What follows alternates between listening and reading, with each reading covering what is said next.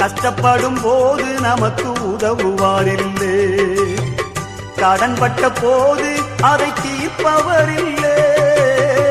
இஷ்டப்பட்ட தெய்வங்கள் எல்லாம் கும்பிட்டு பார்த்தாச்சு, நம்ம கஷ்டங்களை தீர்க்க அவை முன் வரவில்லை. உலகத்தில் தெய்வங்கள் உண்டென்று சொல்வதெல்லாம் சும்மாங்க, இயேசு கிறிஸ்து ஒருவரே மெய்யான தெய்வமுங்க. ஜனங்களின் பாவம் நீக்கி ரட்சிக்க வந்த தெய்வமுங்க. உனக்கொருவர் இருக்கின்றார், உன்னை விசாரிக்க துடிக்கின்றார். உன்னையும் என்னையும் இயேசு நேசிக்கிறார், உன்னை உள்ள கைகளில் வரைந்திருக்கிறார்.